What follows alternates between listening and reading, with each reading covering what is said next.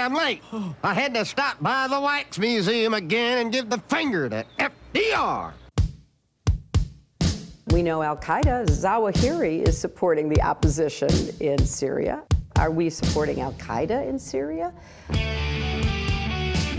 it's a proud day for America. And by God, we've kicked Vietnam syndrome once and for all. Thank you very, very much. I say it again, you've been had. You've been took. You've been hoodwinked. These witnesses are trying to simply deny things that just about everybody else accepts as fact. He came, he saw, he died. Well, we ain't killing their army, but we killing them. We be on CNN like, say our name, bitch, say it 3 times. The meeting of the largest armies in the history of the world. Then there's going to be an invasion. All right, you guys, introducing Andrew Bacevich, author of the new book, Twilight of the American Century. Before that, America's War for the Greater Middle East and the Limits of Power and Washington Rules and the New American Militarism and many other great books. He writes regularly at TomDispatch.com as well as the American Conservative magazine. Welcome back to the show. How you doing, Andrew? I'm doing great. Thanks for having me on. Very happy to have you here. And, you know, I always really like it when you write stuff, your books and your great articles. And so I'd like to start here with the one that you wrote for Tom Dispatch last week, Our Man in Riyadh, Abizaid of Arabia. So this is John Abizaid, the former commander of Central Command, and I guess that means 4-star general then, is now retired and in civilian life. He is being nominated to be the next ambassador to Saudi Arabia, huh? That's correct. Very interesting. And so I guess one of the most notable things about this is the way you write it is that John Abizaid is less dumb than most. I'm thinking of his contemporaries like Petraeus, Odierno, Sanchez, Casey, who all seem to be just completely blundering incompetents. But you say this guy actually took the time to read some books and learn some Arabic and a little bit more about his situation than some of these others. To his credit, is that right? Yeah, I mean, I don't think I call the other guys dumb, but Abizaid stands out from the other senior officers of his generation in that even before we, plunged into Iraq, he had acquired some considerable expertise in the region. Speaks Arabic. He studied graduate school. He spent time studying in Jordan. So he has, at least for a military officer, some pretty impressive credentials as a Middle East hand, if we want to call it that. Mm-hmm. But the real hook of the article was that I recalled that when he was the Central Command commander, meaning the big military kahuna, not long after the 2003 invasion, he had, with considerable courage, this was at a time when everybody in Washington thought this whole thing was going to be, a piece of cake. He had, with considerable courage, suggested that we were in for what he called a long war, the long war. And indeed, it has turned out, all these years later, it has turned out to be a long war. Indeed, that phrase, the long war, is frequently used in military circles in place of, for example, the global war on terrorism. Mm-hmm. And so I simply found it fascinating that the guy who invented the phrase the long war is now going to become the ambassador to Saudi Arabia, given the fact that it becomes increasingly clear that the genesis of our problem in the region, or at least one source of our problem in the region, is the conduct, the behavior of the country where he is now about to be posted. There's a considerable irony in that, at least as far as I'm concerned. And so, although by and large, ambassadors don't wield a heck of a lot of clout these days in terms of making policy, they all have to be confirmed by the Senate. And I just was suggesting it would be very interesting if senators on the Foreign Relations Committee would use his confirmation hearings to ask him, in particular, a bunch of questions about what the heck this long war is about, where it's going, and in particular, what is the role that Saudi Arabia, the Saudi regime, the royal family, has played in this long war since its beginning. Mm-hmm. Well, I'm sure they won't, because, right, the first question would be about Saudi support for the Sunni insurgency in Iraq War II, where they fought against the U.S. side. And then I guess the next question would be, how come America took their side after that again in Libya and especially in Syria, and even leading to the rise of the Islamic State? No one in the Senate's going to ask those questions. I don't even know if they understand their own situation well enough to form the questions correctly to him. Because when you talk about the long war, that's the war against the bin Ladenites. Well, what about all the wars for the bin Ladenites? Yeah, well, I think you're right. It's highly unlikely that anybody will ask any kind of probing questions, and you may well be right that the members of the Foreign Relations Committee don't even know enough about what's going on to pose an intelligent question. And in that sense, I suggest in the piece, this may well prove to be a missed opportunity, and this long war that has become basically a never-ending war that really is a war, the purpose of which has been lost in the midst of time, is just going to continue to unfold while we worry about things that, in my judgment, probably aren't nearly as important as this strategic catastrophe that we're participating in. Mm. And now, and when we're talking about the long war, that is the war, as you put it in here, I guess, quoting him, this is the war against the Salafists, which I wonder if you think that that's defining it even too broadly. People say the Takfiris, but it seems, I just call them the bin Ladenites, because it seems like there are a lot of people who have different forms of these Wahhabist religious identities that still have vastly different politics, whereas bin Ladenism is really a revolutionary political doctrine, right? Well, those are the ones who keep blowing up our guys. Well, I'm not sure I agree with that. I guess the real point I would want the Foreign Relations Committee to explore would be, who is the enemy? How do we define the enemy? Why are we fighting in this place, in that place, in this other place? I mean, how, at this point, does Afghanistan, Iraq, Syria, Somalia, etc., fit together? What is the big picture? I think the honest answer to that question is that there is no big picture.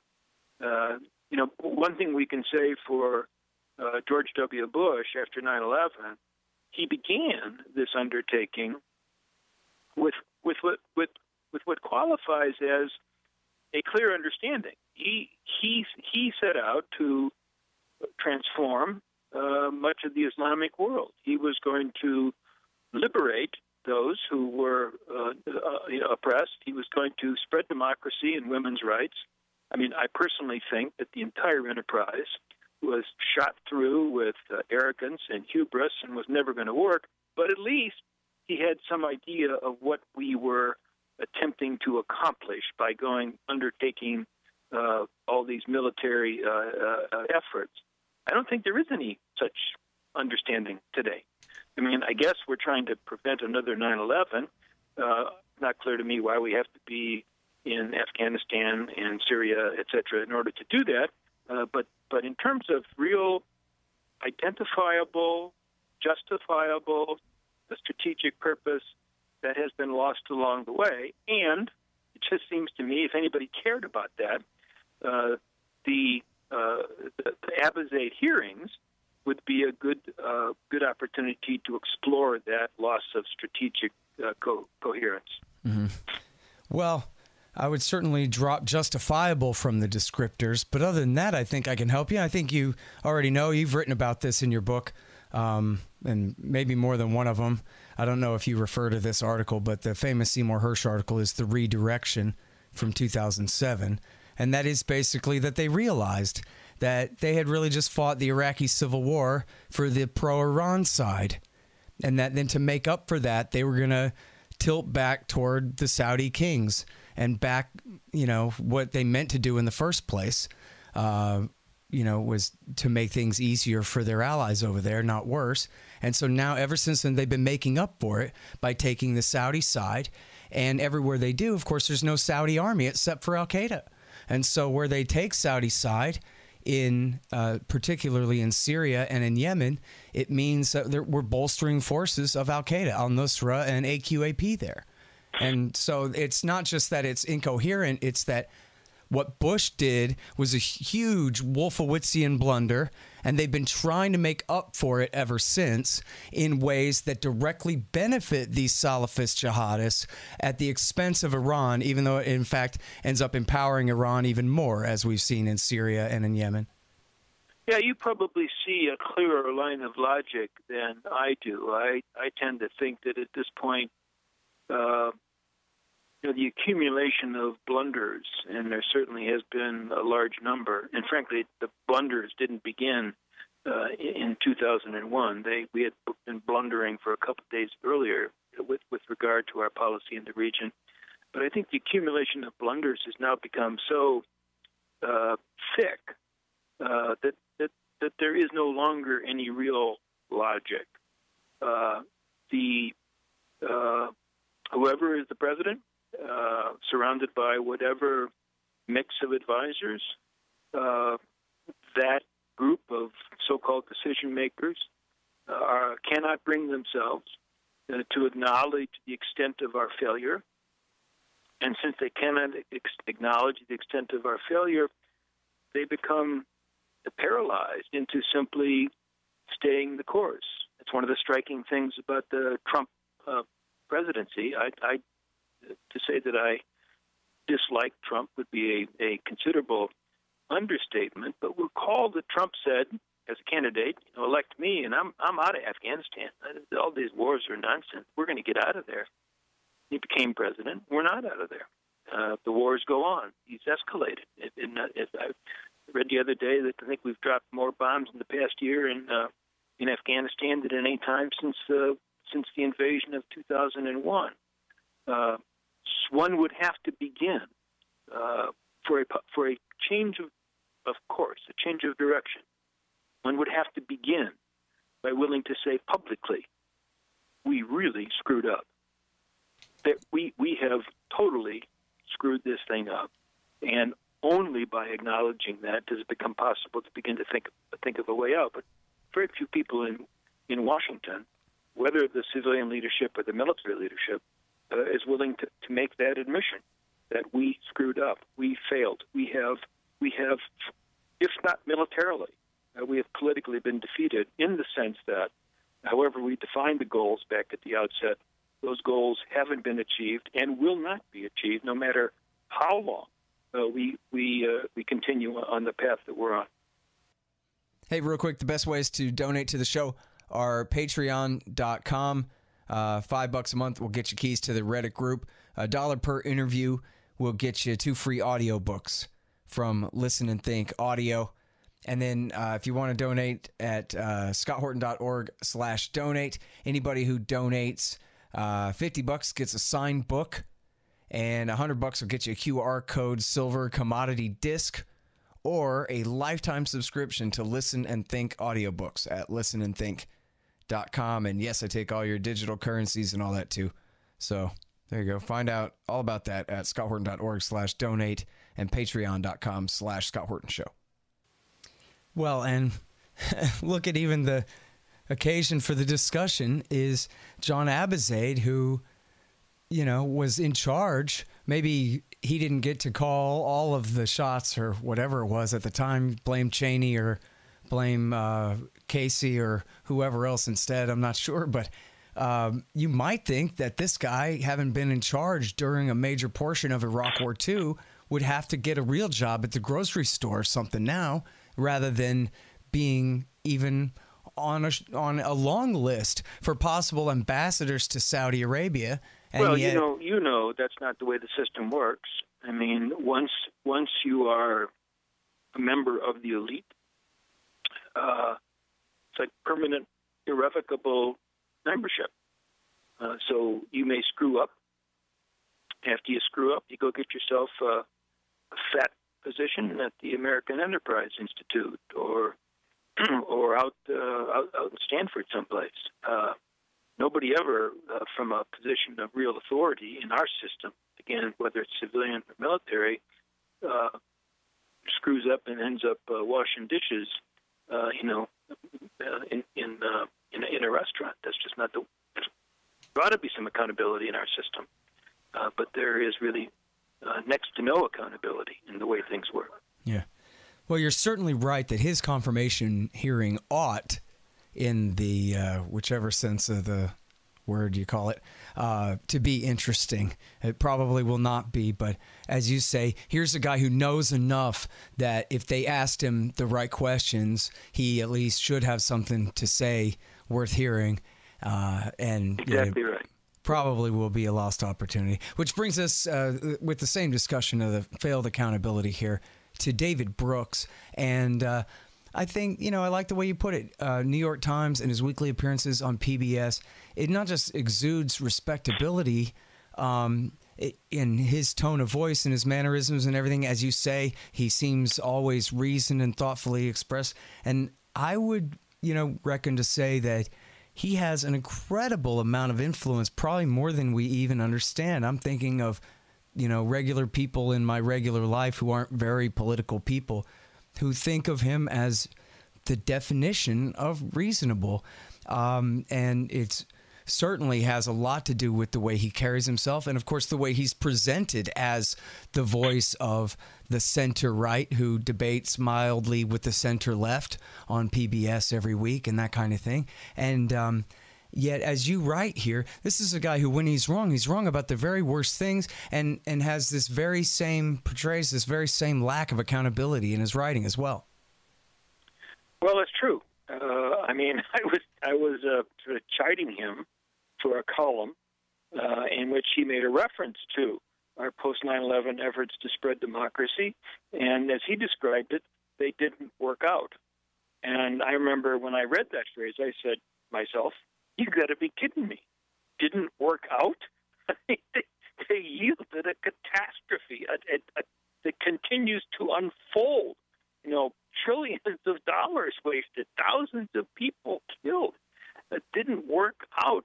Somehow it doesn't quite capture the extent of the American failure. And of course, this is an enterprise that he himself was strongly in favor of after 9/11, and frankly, that dishonesty stuck in my craw. I am the furthest thing from a fan of Max Boot, but as I understand it, I haven't read his new book, but as I understand it, at least Boot has the decency to say with regard to the Iraq War, boy, I was really, really, really wrong. Again, I don't know what the rest of the book is about, but I do respect the fact that he apparently has acknowledged that he was really, really, really wrong, even though that doesn't sort of make him any less inclined to pontificate about any number of other issues. Yeah, exactly. He was really wrong about staying in Iraq the whole time, not just in 2002 and 2003 and starting the thing. He was wrong about we have to escalate Afghanistan. He was wrong about we got to save the people of Libya from Muammar Gaddafi. He was wrong about we got to get rid of Bashar al-Assad. He's been wrong about everything this whole time. Let me know when he apologizes for that. Well, but if he admits he's wrong with, even if he admits only that he is wrong for one thing, that puts him ahead of virtually all the other. That's true. Pundits. Yeah. And I hadn't heard that, so that's actually good to hear that he took at least some responsibility for Iraq War II. Check out his book. I don't know if you want to buy it, but Right. But, yeah, I'll read other excerpts somewhere. But now, and so you quote in here David Brooks, who, absolutely, as far as I know, has never come anywhere near apologizing for his support, which I think was, I don't know, decisive, but it was certainly hugely influential at the time that his very, you know, of course it goes without saying sort of way of saying things added really a lot of credibility to that, in the same way that like Pollock and O'Hanlon writing as center-left CFR Democrats saying Bush is right, we have to do this, really did help to solidify consensus in that way. And then I love the way that you have it quoted here where he says, if conservatism is ever to recover, it has to find a moral purpose large enough to displace the lure of blood and soil nationalism. It sounds like the next words out of his mouth are going to be war with Germany or something.